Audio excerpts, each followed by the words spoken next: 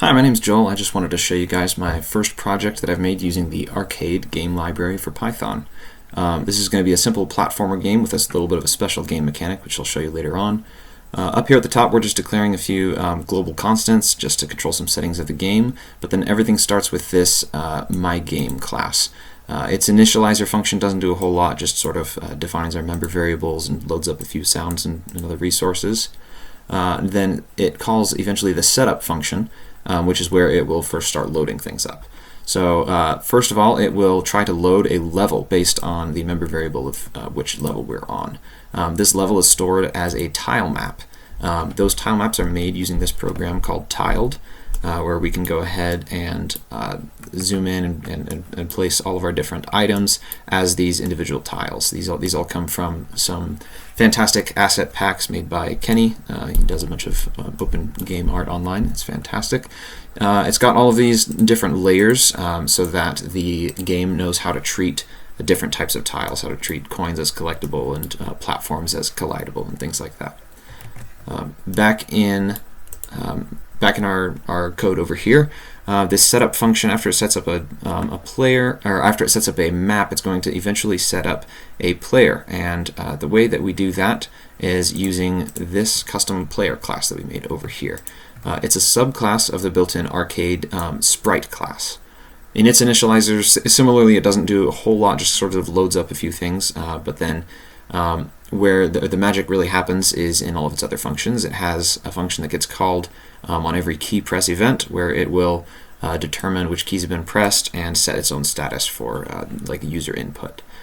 That's also controlled using this control set data class, which I've made up here, just a way of potentially customizing the user controls, whether they want to use like WASD or just the arrow keys. On key press and on key release get called per event, but then this update speed function gets called every frame, and this is where the logic is for the actual movement of the player. Based on its own status of what keys are being pressed and what movement it's allowed to make is how it's going to apply that movement. We also do some special things in apply acceleration. This is so that the player doesn't just start and stop its motion just sort of statically. It does it a little bit more naturally with some accelerated movement. Just some very simple physics being applied there. It also has a custom function to know whether or not it is able to jump. The special mechanic that you'll see is different from most platformers in that the player can invert its own gravity so that they can fall up instead of down. So this can jump function is needed so that it can check if the gravity is inverted. Then if it's on a platform above it, it can still jump. So it jumps down and then falls back up. And you'll see that when we play the game over here. Other than that, there's a few other functions for controlling things like animation and some more physics.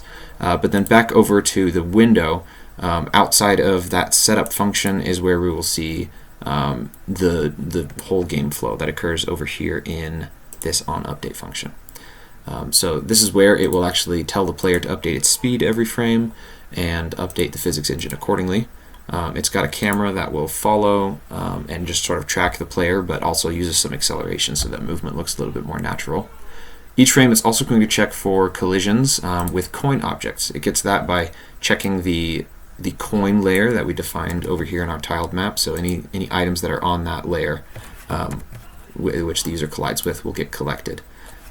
The way the game works is that as the user collects a coin, their score will increase, and then using this has1 function, if their score meets the maximum score, then we'll determine that the user has completed that level and it will move on to the next one. And if there's no remaining levels, then it'll display the message that they've beat the game and that the world is complete there. Similarly, in this update function, it also checks to see if the player hit any items that would cause them to have to restart the level. So if they fell into a pit or if they hit some spikes or anything like that, they'll just restart is all that happens there. So let's go ahead and give the game a quick playthrough. It also has some music and sounds, which I created the music but not the sounds, and so you'll see a bit of a demonstration here.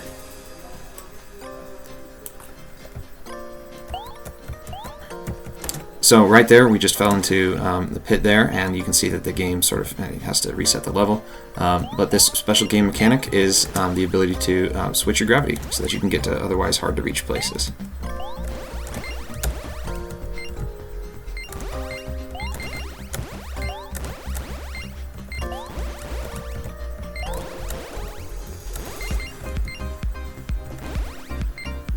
Alright, so it collected the flag. That meant all the items were complete for that level, and so it'll switch to the next.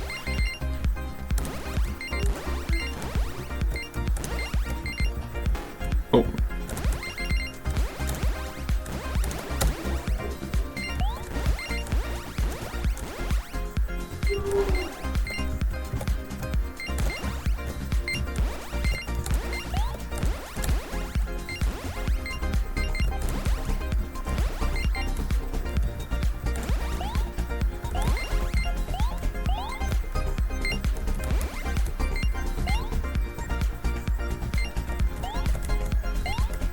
Now that our score, we've just got 5 points left. As soon as we collect this flag, we'll be done. There it is.